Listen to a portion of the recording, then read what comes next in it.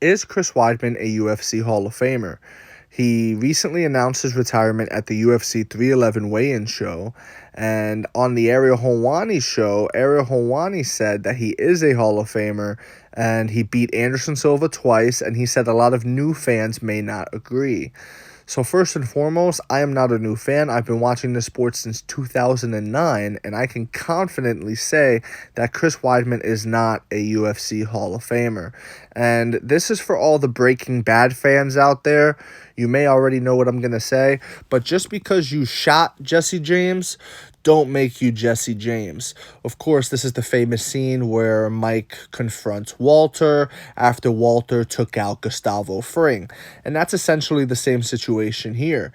Chris Weidman took out Anderson Silva, and that don't make you Anderson Silva. You get me? Chris Weidman's career, in its totality, does not unlock the door to Hall of Fame status. It just doesn't, and we're going to look into it right now. Here's the early part of his career where he's undefeated. He has wins over Uriah Hall, who really wasn't Uriah Hall at the time, you know what I mean? It was also early in his career too, so count that as much as you want to count it. Then he's got wins over guys like Alessio Sakara, who old heads like myself will know, and Tom Lawler, who old heads like myself will know. But there are levels to this sport, and without being disrespectful, not everybody's an Anderson Silva caliber fighter. There are some jobbers of the sport, and these are the jobbers. Now we get into some real wins. Damian Maia, legit win. Mark Munoz, legit win. Anderson Silva twice. Here's the thing about Anderson Silva twice. I believe you could make the argument that both of these fights have caveats to them, asterisks to them, if you will. Anderson Silva the first time thought he could walk on water, and he found out he could not. At this point in his career, he had accomplished everything, had beaten everyone, and it was just highlight after highlight after highlight.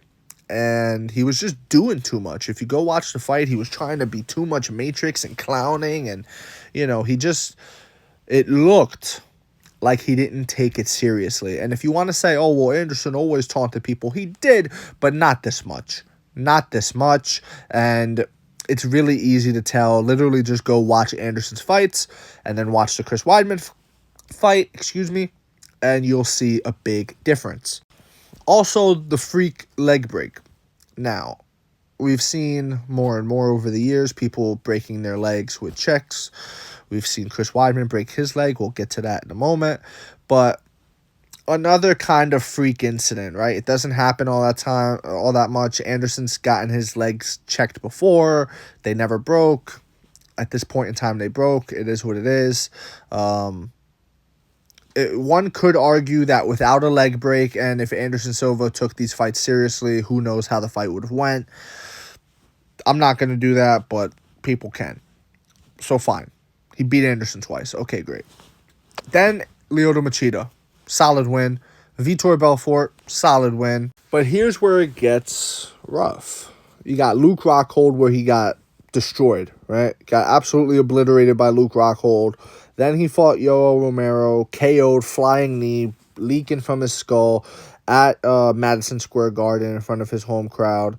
Then he loses to Gegard Mousasi. That's 3 really bad losses in a row. And I'm sorry, but if you are a Hall of Fame caliber guy, you have to beat at least 2 of these guys. Like, I'm sorry, if you're that guy, if you're the best middleweight in the world, like people were touting Chris Weidman as, right? Oh my God, he beat Anderson Silva. Oh. If you're that guy, you have to beat these guys. You get what I'm saying? And that goes back to the saying, just because you shot Jesse James, that don't make you Jesse James, right? Just because you beat the best in the world, that don't make you the best in the world. And we found out real fast that Chris Weidman was not the best in the world. It just is what it is. So 3 losses in a row. Then he fights Kelvin Gastelum, and he beats Kelvin Gastelum. But the truth about Kelvin Gastelum is he was just really a really undisciplined and overweight welterweight. Kelvin Gastelum is a welterweight, had a hard time cutting weight. It's been his story his whole career. It's documented. I'm not saying anything out of school here. And, whatever. He moved up to fight a real middleweight in Chris Weidman, and he lost. Okay, great. Then he gets KO'd by Jacare. Then he gets KO'd by Dominic Reyes.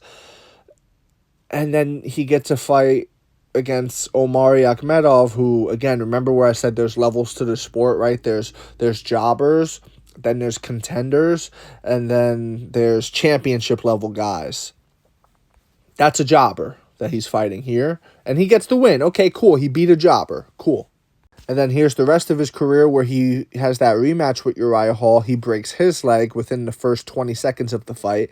Then he loses to Brad Tavares, who, not for nothing, guys. I mean, I've watched Brad Tavares' career in the UFC since the very beginning, since his appearance on The Ultimate Fighter. I believe it was the Chuck Liddell, Tito Ortiz season. And this guy, you know, he's like he's a journeyman, you know. I'll give him journeyman status instead of jobber. So, because he's hung around for so long. He's supposed to win this fight. If you're Chris Weidman, if you're the legend, Chris Weidman, oh, the future Hall of Famer, if you're that guy, you're supposed to win this fight. And he doesn't. He loses a unanimous decision. And then he fights Bruno Silva, which in my opinion was one of the most blatant disregard for the rules we have seen in the history of the sport. And he poked him in the eye like, I want to say, at least 3 times for sure, but I think it was like 4 or 5 times where he just kept poking him in the eye, and the ref just kept giving stern warnings. Oh, don't do it again, man. Don't do it again. Clean fight, clean fight. And, you know, that's one of the fights that people use where people will say, why even follow the rules in MMA? You'll just get a warning. You know what I mean? So that's one of them there. And, yeah, so there's that. And then he fights Eric Anders, who is another one of those jobber, journeyman type guys, and he loses. So no, I do not believe Chris Weidman is a UFC Hall of Famer. And if you want to allow him into the Hall of Fame for performances, right? If you want to say his Anderson Silva performance deserves a Hall of Fame spot, the same way how, you know, other fighters are in the UFC for their fight of the night performances and things like that. Oh, the best submission in the Hall of Fame, the best this, the best that, because there's different wings, right, for the UFC Hall of Fame. If you want to do that, okay, fine, no problem. But if you want to, even though you could make the argument of the caveats I went over earlier, but anyways, whatever. But if you want to say Chris Weidman as a fighter, body of work, is Hall of Fame worthy, no. Nope. And add another 80 nopes, and it just is what it is, bro. Like, I don't have anything against Chris Weidman either. I'm not like a Chris Weidman hater or nothing like that.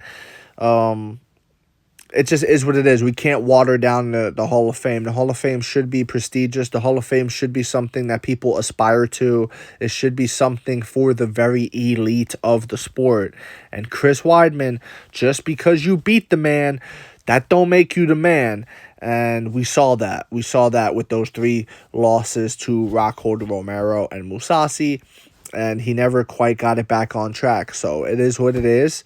And let me know what you think in the comment section below. Whether you agree or disagree, it doesn't matter. Just join the discussion, follow for more, and leave a like if you enjoyed the time spent. Thank you. You are all very appreciated.